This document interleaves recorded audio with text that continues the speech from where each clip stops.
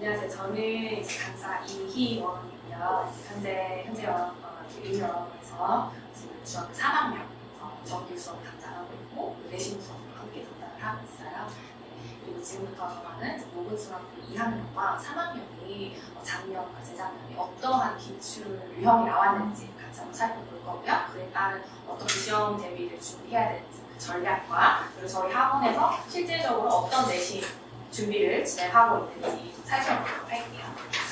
자, 그러면 이거는 아까 소개드렸던 제 양념이고요. 네, 그러면 바로 분석에 들어갈게요. 많이 궁금하실 텐데 중학교 2학년 모근중은 어떤 형식으로 나올까 좀 궁금하실 것 같아요. 혹시 그럼 자제분이 작년 1학년이었을 때 시험 어떻게 봤는지 기억이 나실까요? 혹시? 나실까요? 얼마 되진 않았죠.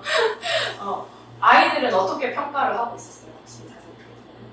저희 아이는 어법을 되게 어려워하더라고요. 네, 다른 건 안 틀렸는데 되게 어법이어가지고 되게 많이 부족한 것 같아요. 혹시 자제분께서? 그냥 저희 아이를 떠나서 시험 문제를 네.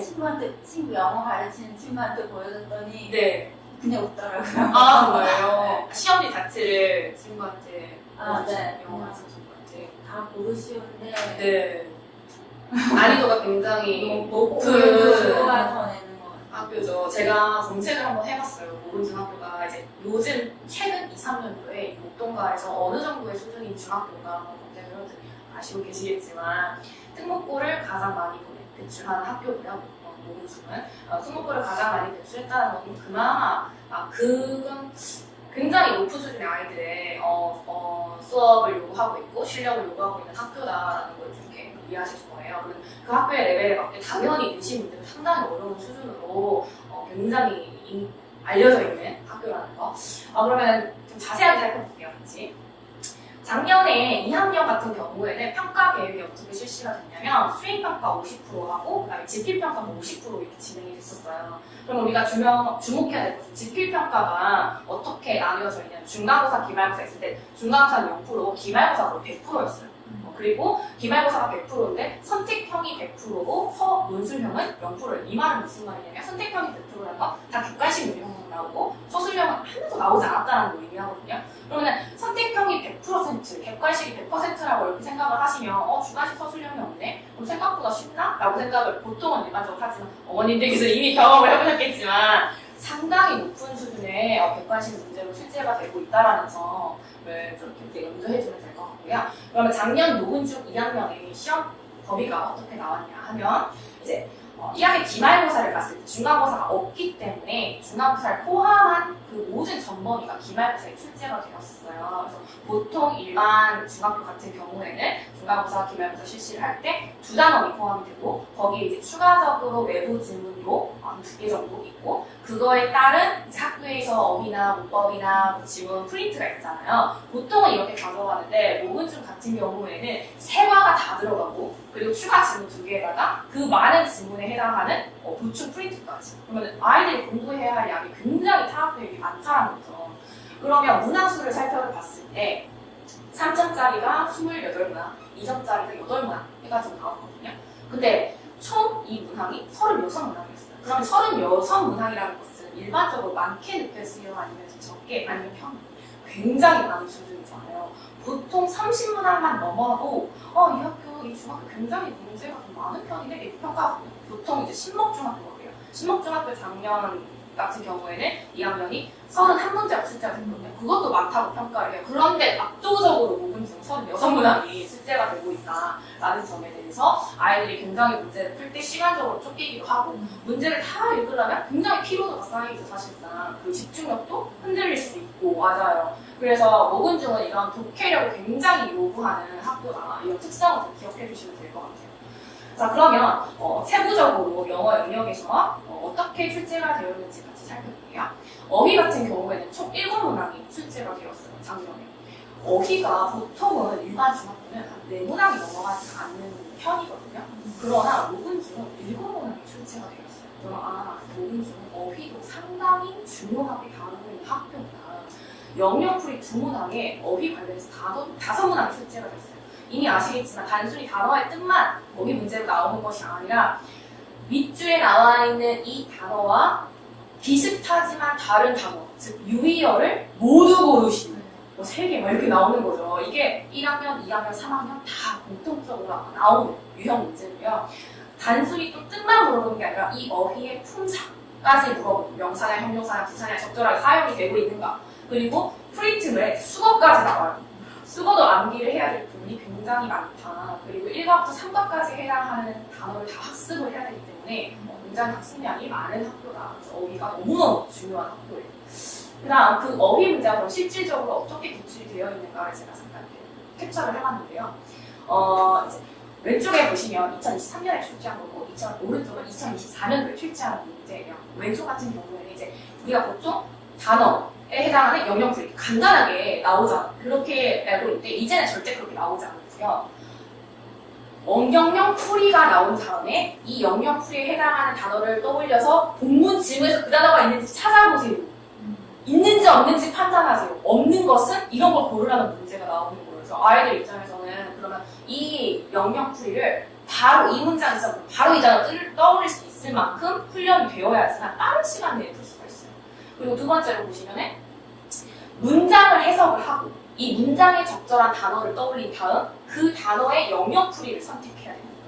그게 맞는지 안 맞는지. 그러니까 생각하는 과정이 그냥 1, 2차원적으로 생각하면 3번, 4번 확인해야지 맞을 수 있는 문항으로 영역풀이가 출제되고 있어요. 그 다음에 대화문 같은 경우에는 네모난 정보가 출제가 되었고 이제 우리가 대화문 같은 경우에는 어머님들이 이미 알다시피 순서가 배열하는 거 물어보는 거 그리고 이 주어진 문장이 몇 번째 들어가는지 물어보는 게 나오고 일반적으로 대화문의 문항 같은 경우에는 대화 흐름을 이해하는 평이한 수준으로 출제가 되고 있어요. 그리고 독해 같은 경우에는 우리가 독해 공부를 할 때, 지문 공부를 할 때 암기를 많이 시키잖아요. 그런데 암기를 해서만으로는 모분쯤은 완전 바뀌기 좀 어려워요. 왜냐하면 중간에 중간에 한 문장으로는 본문하고 좀 다르게 문장 구조를 바꾼다든지 단어 하나를 바꾼다든지 아예 그냥 다른 내용을 집어넣는다든지 이런 식으로 한 문장을 임의적으로 변형을 좀 많이 하는 편이에요. 그래서 100% 암기에만 의존해서 문제를 풀 수는 없다라고 보통 많이 평가를 하시는데 그런데 저는 오히려 이 암기하는 게 오히려 도움이 될 수도 있다라고 반대로 생각을 하거든요. 왜냐하면 완벽하게 암기가 되어 있었을 때 딱 임의적으로 뭐가 바뀌었는지 빠르게 캐치할 수 있잖아요. 그렇기 때문에 오히려 이걸 장점으로 활용을 할 수 있어서 저는 아이들을 훨씬 더 암기를 더 많이 강조하는 편이에요. 그래서 독해는 또 우리 전형적인 독해 지문이 일치하는 거 그리고 글의 주제, 요지 찾는 거 글의 흐름, 그리고 빈칸부터 추론하는 거 알 수 없는 것은 뭐 이런 거 문제가 나오고 있고요. 근데 독해가 또 중요한 게 뭐냐면 모분쯤의 특징 중에 하나가 학교 교과서에도 없고 학교 프린트에도 없는 아예 아이들 입장에서 이거 프린트에서도 본 적 없고 교과서에도 본 적도 없는데? 하는 게 나와요. 네, 그게 나와요. 그래서 심지어 그 낯선 지문이 고등학교 모의고사 유형 문제로 나와요. 그래서 도식화해서 문제 푸는 유형으로까지 나와요. 다행히 그래도 중학교 내신이기 때문에 고등학교만큼 난이도가 높지는 않거든요. 그래서 자세히 읽어보면 그렇게 어렵지는 않지만 아이들 입장에서는 지문은 이렇게 긴데다 처음으로 낯선 지문이에요. 그러니까 결국 겁을 먹게 되는 거죠. 그래서 굉장히 긴장도가 좀 높아지게 되는 그런 유형 문제도 항상 반드시 내는 학교예요. 네. 그러나 자신감을 갖고 풀면 어렵지는 않다라는 점으로 제가 좀 강조를 많이 하긴 하거든요. 그래서 기출 문제를 보시면 이제 2024년 재작년 기출 문제예요. 일치 문항이거든요. 일치 문항인데 지금 보시면 이렇게 true, false를 보통 다음 이제 문장에서 일치하지 않는 것을 고르셔. 보통은 이렇게 기본 문제로 나오잖아요. 그러나 모문증은 그렇지 않아요. 모문증은 이 문장이 맞는지 틀린지를 선택한다면 그 순서까지도 정신을 바짝 차려야 돼요. 순간 헷갈릴 수도 있거든요. 정신 바짝 차려야 되고 그리고 33번 문항 같은 경우에는 좀 독특한데 신유형으로 나온 거예요. 아이들은 사실 이런 유형에 대해서 익숙하지 않거든요. 그래서 막 어떤 아이의 모든 수행평가지이다. 이 애가 이 어법을 제대로 풀었는지 안 풀었는지 그거에 대해서 판단해서 모두 골라라. 이런 식으로 나오는 거예요. 그래서 여기 보시면 뭐 감작동사 나와서 감작동사는 우리가 형용사가 나온다 라고 배웠는데 부사가 나왔네? 그럼 얘는 틀렸다고 했는데 얘는 동그라미를 했어. 그럼 모분이 1번은 땡! 이런 식으로 생각을 해야 되는 거예요. 이런 식으로 나왔고 그리고 2024년도에도 역시 배열할 순서 나와요. 그런데 또 차이점은 뭐냐면 얘는 4개예요. 그런데 작년 5개로 늘어났어요.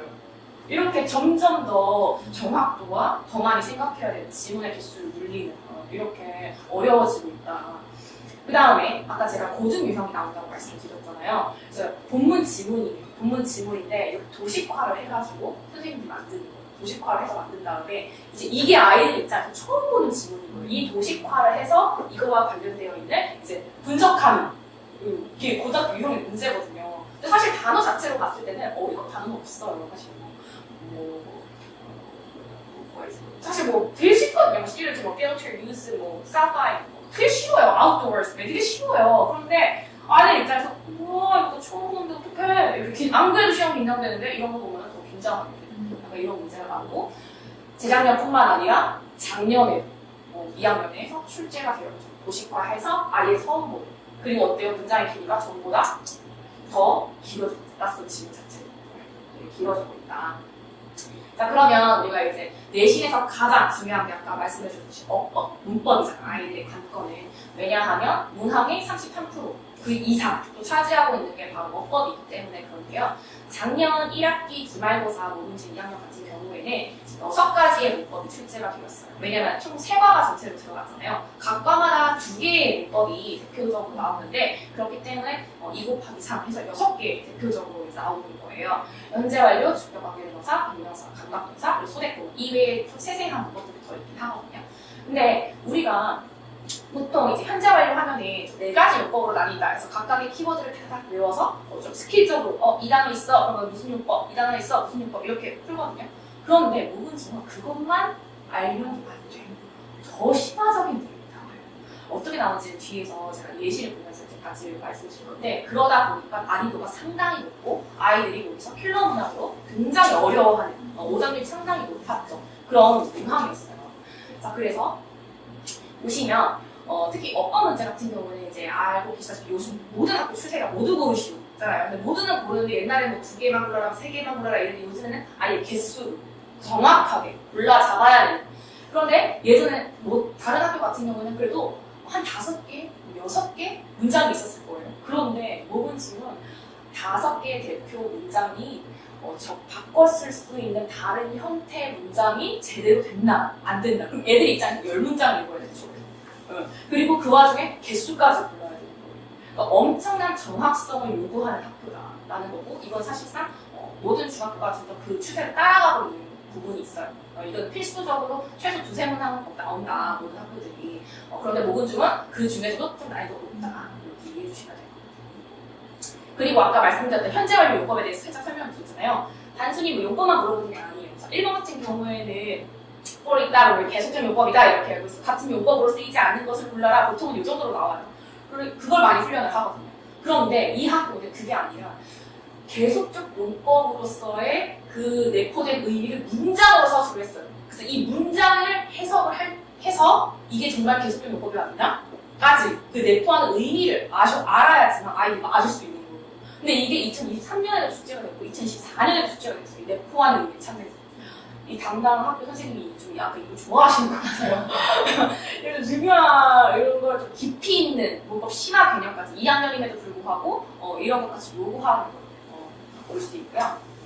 그다음에 서술형 볼게요. 아까 서술형은 출제하지 않는다고 말씀드렸어요. 그러면 모분지는 그러면 상대적으로 서술형 문제가 나오지 않으니까 좀 더 객관식 문제에 좀 더 집중해야 될까? 맞아요. 그것도 어쩌면 일부분은 맞아요. 그러나 아이들이 중학교만 다니는 게 맞아요. 고등학교도 다녀야 되는 부분이 있고 그리고 또 방심하면 안 되는 것이 객관식 문제에도 영작하는 문제가 나와요. 네, 나와요. 바로 이 별. 이 선생님도 이 별을 좋아하시는데 어떤 말이냐면 자, 이제 지문이 있고 지문에 빈칸이 딱 한 줄 넣어요. 그래서 그 A라는 문장에 들어가야 할 이제 문장을 영작하시는데 그 영작이 주어진 후 이 별표한 이 자리들에 들어갈 단어를 고르세요. 이렇게 나오는 거죠. 이미 경험을 해보셨을 거예요. 2학년도 이렇게 나오고 3학년도 이렇게 나와요. 이 선생님이 객관식만 내는데도 불구하고 이렇게 서술형까지도 요구하는 훈련을 시키는 이런 문항들이 좀 나오고 있고요. 자, 그래서 전반적으로 이 학교의 출제 경향으로는 정리를 하자면 첫 번째로는 시험 범위가 상당히 많다라는 것. 그리고 두 번째, 대화와 본문 내용조차도 일부 변형이 들어간다는 거. 그리고 또 변형이 들어갈 뿐만 아니라 아예 처음 보는 지문도 나오니까 아이들한테 당황하지 마. 이것도 있어. 근데 쉬운 거다. 오히려 이렇게 알려줄 수 있다라는 점.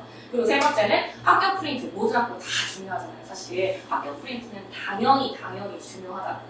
그래서 제가 난이도 총평을 하자면 사실상 이제 킬러 문항, 상위권 아이들에게 변별력을 주기 위해서 이제 어떤 문항에 이제 한 두세 문항 좀 굉장히 어렵지만 그걸 제외하고 봤을 때 사실 난이도적으로 내용적으로는 그렇게 많이 어렵다라고 평가하기는 좀 힘들어요. 그래서 중상이다라고 보통 많이 평가를 하시는데 근데 저는 중상상 하나 더 줬어요. 지문이 엄청나게 길잖아요. 아이들 입장에서는 굉장히 피로도가 상당한 학교고 시간이 너무 많이 쫓기는 학교이기 때문에 시간에 쫓기는 거는 보통 고등학교 가서 많이 느끼는 거거든요. 중학교에서는 시간에 쫓긴다는 건 거의 없어요. 근데 이 학교는 시간에 쫓긴다는 걸 느끼기 때문에 상을 주기는 조금 그렇지만 중상상이다. 이렇게 저는 평가를 하겠습니다.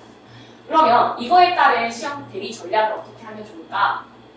어법을 외울 때 단순히 나와 있는 2학년 수준에 있는 어법만 공부하면 안 되고 나올 수 있는 모든 경우의 수, 즉 심화적인 내용까지 숙지를 해야 하고요. 그리고 어법의 비중이 큰 만큼 나올 수 있는 유형 문제에 대해서 충분히 공부를 해야 하고 저 같은 경우에는 내신 대비 아이들 이제 어법 공부를 시킬 때 이제 항상 틀리는 거 좀 많이 틀리잖아요. 아이들이 처음 틀렸을 때 왜 틀렸는지를 생각하게 해요. 그래서 왜 틀린 이유를 꼭 적게 하고요. 그리고 2번 틀린 경우도 있어요. 그럴 때 별표 쳐서 그거에 해당하는 것을 데이터 기반으로 해서 촤락 문제 풀게 시키거든요. 왜냐면 좀 효율적으로 공부를 해야 되고 맞을 수 있는 거는 굳이 시간 낭비하면 안 되니까 그렇게 좀 많이 해주고 있고요. 그리고 또 이제 조금 더 시간 여유가 있거나 좀 더 상위권 아이들한테는 이 문제 왜 낸 것 같아? 출제자 의도 파악하는 거를 조금 더 많이 생각하게 유도를 하거든요. 그래야 좀 효율적으로 시간을 단축하면 풀 수 있고요. 그 다음에 두 번째로는 이제 아까 말씀드렸다시피 영역풀이. 근데 영역풀이만 보는 것이 아니라 그거에 해당하는 예문까지도 학교 프린트에 나와요. 그럼 저희 모든 선생님들이 그렇지만 영역풀이에 해당하는 것들도 다 해석도 해주고 그리고 같이 살펴도 보고 그리고 또 추가 지문에 해당하는 모든 지문을 다 분석해주고 해석해주고 암기시키고 그 동일한 교과서 본문처럼 진행을 하고 있고요. 이거에 대한 뜻, 다이어, 유의어 그리고 문장 이런 것들은 완벽하게 암기가 될 때까지 저희는 클리닉에서 계속 반복적으로 시험 전날까지 진행을 하고 있어요. 그래서 아까 설명드렸다시피 완벽해야 어떤 게 살짝 바뀌었는지 파악할 수 있습니다. 그거에 대한 훈련이라고 생각해 주시면 되겠습니다. 그 다음 세 번째, 타 학교보다 문항수가 많고 고등 수준의 모의고사가 나오기 때문에 시간을 재고 문제 푸는 게 지금부터 많이 훈련이 필요해요. 그래서 저희가 이제 정규 수업에서 시간 재고 문제 푸는 걸 많이 실시하고 있거든요. 독해 아까 이제 부원장님께서 설명해 주셨지만 독해는 두 가지 진행을 하거든요. 유형 독해, 모의고사. 근데 두 개 다 저희가 반드시 시간을 재고 문제를 풀게 하거든요. 문제 푸는 시간을 재는 게 아니라 시간을 세팅해놓고 문제를 풀려고 해요. 그래서 이 시간에 내가 어느 정도 풀었는지, 남은 시간은 얼마였는지, 혹은 내가 이 얼마에 오버되는 시간을 했는지 이런 걸 제가 좀 체킹 많이 하거든요. 그래서 각각의 학생에 따라서 얼마까지 좀 들어와야 돼, 조금 더 빨리 풀었으면은 그러나 어떤 걸 놓쳤는지 이런 것들도 하나하나 개별적으로 좀 코멘트를 담아주는 편이거든요. 이거는 그때마다 제가 또 어머님들과 같이 공유를 하고 있고 그 다음에 모분 중 서술형 영장이 없다고 하여 이걸 불가해서는 안 되고 객관식으로 출제가 되고 있으며 고등학교를 위해서 모든 중학교 내신도 이걸 준비해야 한다라는 점을 말씀드리고 싶습니다. 그래서 정리를 하자면 계속해서 23년도와 24년도에 고등 유형의 문제가 출제가 되고 있고 이것은 평소에 영어 공부를 할 때 모의고사 유형이 상당히 익숙해져야지만 이제는 내신도 긴장하지 않고 익숙한 걸 만날 수 있다라는 점을 설명을 드리고 싶고요. 그리고 문제도 단어 공부 같은 경우도 내신 클리닉에서 반복적으로 진행하고 있으며 문법을 바탕으로 정확하게 영장을 서술하는 연습은 저희 아까도 말씀드렸지만 서술형도 정규 수업에 포함이 되고 있다는 점 그리고 반복적으로 클리닉을 통해서 또 계속 반복을 해야 아이들이 까먹지 않잖아요. 그렇게 진행되고요. 그래서 사실 어머님들께서 지금 2학년 분들 학부모님들만 계셔서 3학년은 스킵해도 되긴 하지만 그 3학년 추세만 제가 빠르게 잠깐 보여드릴게요. 왜냐면 아이들이 또 3학년 되기도 하잖아요. 근데 거의 비슷해요. 거의 다 이대로 유형이 가는데 어떤 게 살짝 추가가 됐는지만 설명을 드릴게요. 여기도 중간고사 없이 기말고사 봤어요. 당연히. 똑같이 가는데 다만 얘네들이 3학년이니까 4과 몇 번까지 추가가 됐고 추가 질문 2개에서 4개로 양이 더 늘어났죠. 근데 문항수는 36에서 33.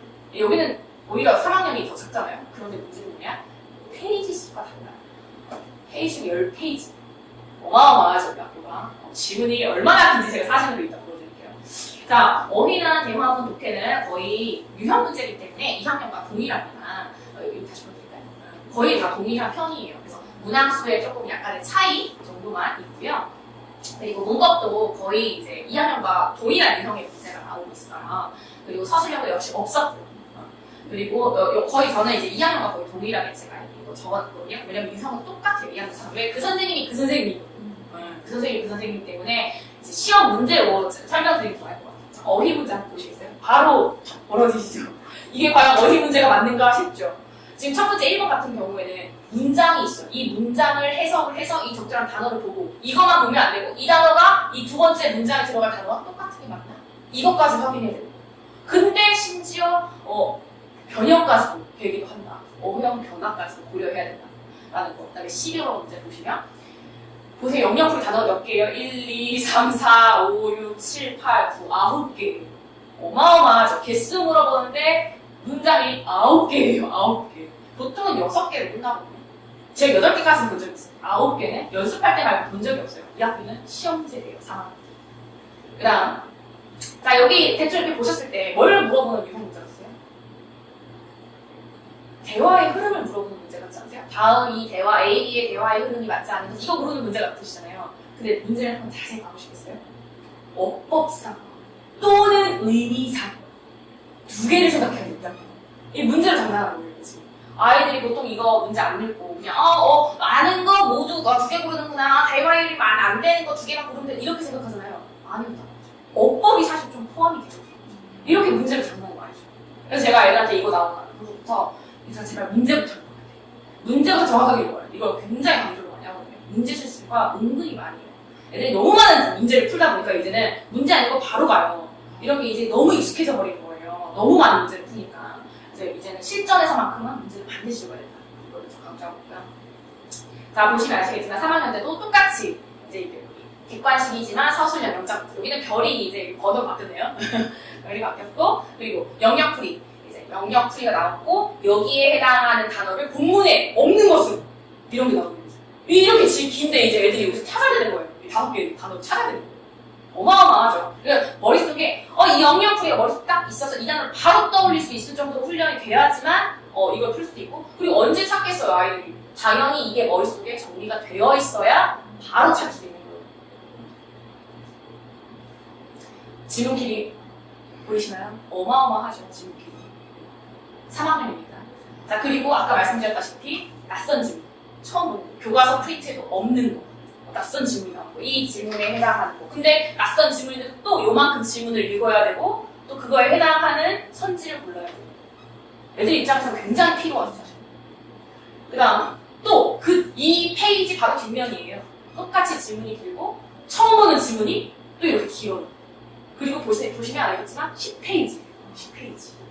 작년 3학년은 이렇게 봤어요.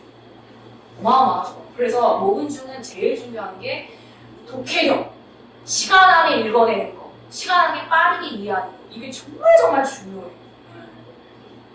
그러면 저희 학원에서 이거에 관련해서 어떻게 내신 대비를 준비하는지에 대해서 설명을 드릴게요. 저희는 모든 선생님이 다 자체 교재를 사용을 하고 있고요. 네, 공통적으로 좀 맞춰가는 부분도 있지만 내신 대비는 1차, 2차 교재를 사용을 해서 내신 대비 철저하게 자체 교재를 진행하고 있다는 점을 강조해드리고 싶고요.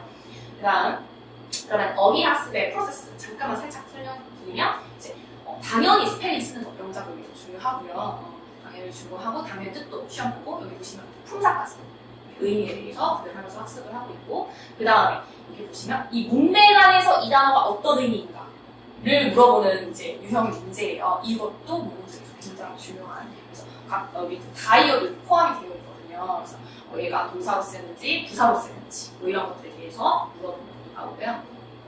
영역풀이 관련돼서도 훈련을 계속 반복적으로 하고 있고요. 그 다음에 대화문이나 본문 학습 같은 경우에는 첫 번째 일단은 빈칸 넣기부터 보고 있고 왜냐면 전치사 같은 거 물어보고 나오기도 하고요.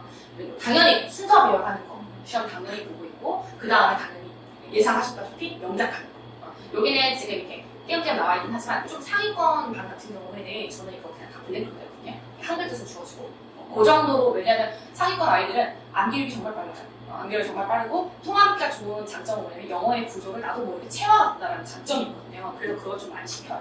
근데 이제 좀 중하위권 같은 친구들 통합기가 좀 어렵잖아요. 그래서 약간의 힌트 정도를 좀 주는 중요한 핵심 문장 위주 문장을 하는 순서로 하고 있고, 자 대화문하고 본문까지 다 학습이 되었을 때는 종합적으로 지문을 다 문제가 들어갔을 때 실전 문제점 이렇게 좀 만들어가서 진행을 하고 있어요. 그래서 뭐 빈칸 넣기라든지 영작하는 거, 그리고 단어 고르는 거, 뭐 이런 것들 순서 배열하는 거 집어넣어서 적절하게 문제를 풀 수도 있게 실전처럼 좀 진행하고 있고요. 그 다음에 어법 중요하잖아요. 당연히 어법은 유형에 관련되어 있는 건 반복적으로 모든 나올 수 있는 가능성의 유형 문제는 반복적으로 학습을 하고, 심지어 이거는 내신 기출 데이터에 따라서 실질적으로 많이 출제된 최다 빈출, 그리고 실질적으로 많이 틀린 최다 오답 유형의 문제를 가지고 많이 연습을 하고 있고요. 그 다음에 당연히 이제 모두 고르시 오답들 고르는 거. 근데 지난번 애들 문제 풀 때 절대로 답만 찍으라고 하잖아요. 어떤 부분이 틀렸고 그걸 바르게 고치는 것까지 해와 라고 시키거든요. 그래야 자기 스스로가 자신감이 생겨요. 문제를 볼 때. 그래서 그것 때문에 저는 일부러 바르게 고치시오까지 해와라 라고 얘기를 하고 있고, 이 모두를 여기 나와 있긴 하지만 그래서 저는 모두 나오면 무조건 동그라미 치라는 훈련도 많이 시켜요. 습관이, 학습 습관이 굉장히 중요하니까. 그 다음에 바꿔서 쓰는 거 이런 것도 많이 이제 필러 문항이 나오니까 훈련을 시키고 있고요. 이제 고난도 문항 따로 별도로 시간을 할애해서 많이 제가 시키고 있어요. 개수 물어보는 거, 그리고 이제 영작, 그림을 가지고 영작 활용하는 문항 이런 것들도 많이 훈련시키고 있고요. 그 다음에 이제 제가 좀 이렇게 52번 유형 같은 거는 아이들한테 많이 강조하는 편인데, 모은중학교는 이런 문제를 아직은 출제한 적은 없어요. 그러나 최근 추세로 봤을 때 강남권도 그렇고 대치권도 그렇고 이런 문항을 굉장히 많이 내고 있어요. 예를 들어서 이제 기호에서 어색한 거를 고른 다음에 바르게 고치시오. 제가 아까 그 학습 바르게 고치는 거 시킨다고 했잖아요. 이것 때문에 제가 그걸 시키는 거예요. 주변 추세에 좀 괜찮은 학교다 하면 이런 게 무조건 나오거든요. 무조건 나오기 때문에 이런 것도 시키고 있고요. 영작하는 것도 당연히 서술형을 진행을 합니다. 그래서 저희 선생님들이 학원에서 아이들 학교 프린트나 보거나 이것뿐만 아니라 선생님들이 좀 개별적인 어떤 그런 실력적인 걸로 또 따로 예상 문제를 만들어서 진행해요. 실제 시험처럼 진행을 많이 하고 있고요. 그 다음에 학교 프린트도 선생님들이 일일이 하나하나 다 작업을 해요. 하나하나 다 작업을 해서 아이들 풀리게 학교 프린트 공부하는 시간 따로 만들고요. 그리고 문법, 개념 테스트 저희 굉장히 강조하고 있고요. 개념 테스트 통과할 때까지 안내시키기도 합니다. 그다음에 외부 지문 같은 것도 분석 선생님이 일일이 하나 다 하고 AI 통해서 요즘에 챗GPT로 이거 질문해서 모근적 이해함수에 맞게 만들어주기도 하고, 근데 제가 항상 반드시 검토하고 그걸 모든 선생님과 같이 확인하고 이렇게 진행을 하고 있어요. 그리고 뒷전공감 굉장히 중요하잖아요. 왜냐면 제가 제 모근중학교는 조금 다르게 진행하거든요. 워낙 질문이 많잖아요. 그럼 머릿속으로 영어나 그러니까 한글이라도 머릿속으로 패러프레이징 해요. 이게 딱 써머리가 되어야지만 영어로 봤지만 한글이 자동적으로 떠올 수준이 되어야지 아이들이 시간을 풀 수 있어요. 시간을 풀 수 있고 문문 문제 포인트들은 어떤 것들이 있는지 한번 싹 정리를 포인트 있게 해주고, 핵심 문장 같은 거 마지막으로 너가 시험 보기 직전에 봐야 될 것들 이런 거 빨리 볼 수 있도록 제가 진행을 하고 있어요. 그리고 이것도 모든 선생님들이 거의 비슷한 프로세스로 가고 있습니다.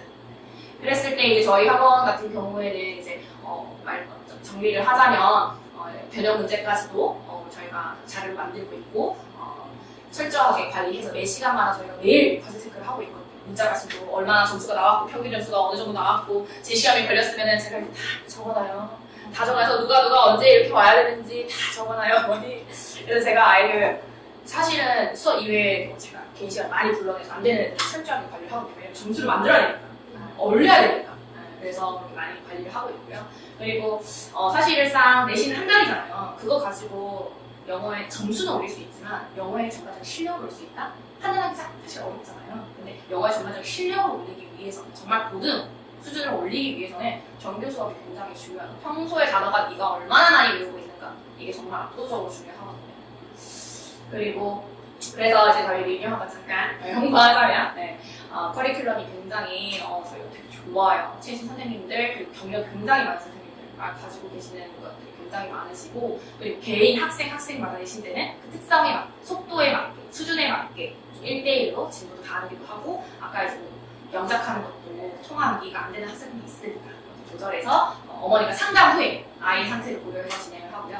그 다음에 저희가 지난 학기 때 아이들이 거의 90% 이상이 다 목표 점수를 받았거든요. 그래서 작년에 애들 거의 다, 거의 100%다 90 이상 맞았어요. 감사하게도 아이들 잘 따라와서 이제 그 정도로 그 점수를 만들어내기 위해 선생님이 개인 시간 활용해서까지도 아이들 시키거든요. 힘들 때까지는 정말 책임감을 가지고 이게 목동은 정말 실력자들만 살아남는 곳이잖아요. 이렇게 하지 않으면 아이들 점수를 만들어줄 수 없는 환경이기 때문에 워낙 경쟁이 이제 심한 곳이라서 이 결과를 만들어내기 이런 과정이 있다는 거 기억해 주시면 감사하겠습니다. 네. 자, 그럼 이제 길었던 내용을 들어주셔서 감사하고요. 혹시 질문 있으실까요? 들으시면서.